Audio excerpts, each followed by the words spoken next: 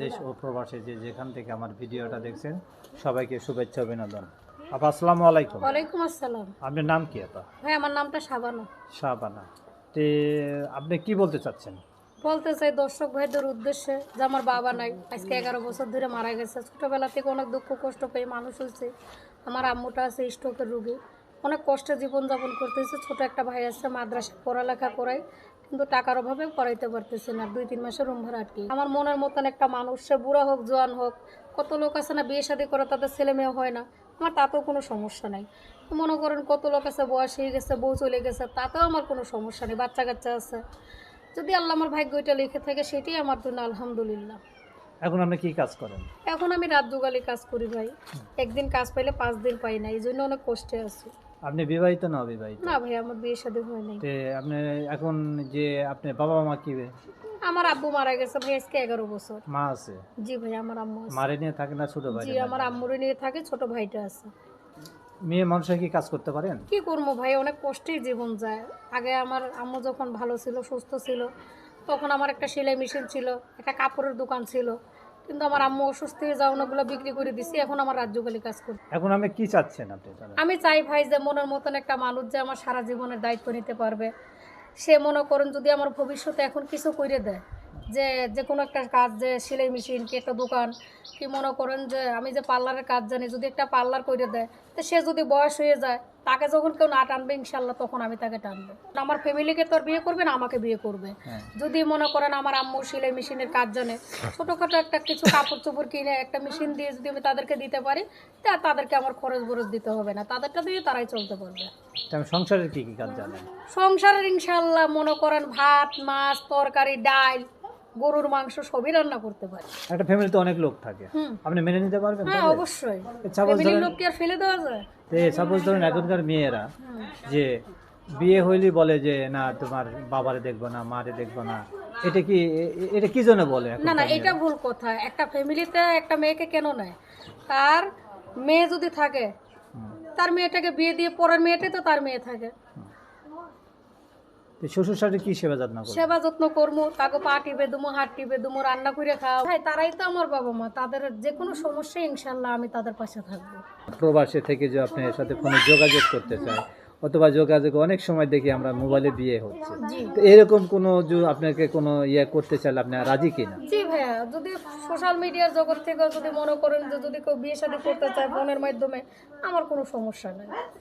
Are suppose ধরেন যে আপনার কোথায় আসলে পাবে? আমাকে ভাইয়া খুলনাতে আসলে পাবে। খুলনাতে আসলে পাবে।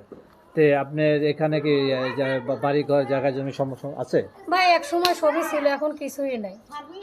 তাহলে আপনার সাথে যোগাযোগ করতে হলে কি? ভাই এই যে আমার একটা টাচ ফোন আছে, এই যে আইফোন। মোবাইল নাম্বার কি মুখস্থ আছে? হ্যাঁ ভাইয়া মুখস্থ আছে। একটু বলেন দেখি। আমার নামটা শাবানা, আমার নাম্বারটা হচ্ছে 0171 44 67 998। শাবানা তো নায়িকা, আপনি কি নায়িকা হইতে পারেন না? ভাই নায়িকা হইলে তো আমি যুক্তরাষ্ট্রেই থাকতাম, তাহলে কি আর বাংলাদেশের রাজ্যকালী কাজ করতাম? হ্যাঁ, তাহলে নায়িকা। অনেকদিন ধরে তো ভাই মনের মানুষের খোঁজে আছি। আগেও একবার প্রতিবেদন আসছিলাম, অনেক ভাইয়েরাই মেরে অনেক আশা দিছিল, ভরসা দিছিল, কিন্তু কাজের বেলায় কেউই নেই। যে আমার স্বামী হবে তার আমাকে কিছু বলতে হবে না, আমি নিজেই তো তাকে কাপড় খুলে দিব, কি তার বলতে হবে আমাকে কাপড় খুলতে?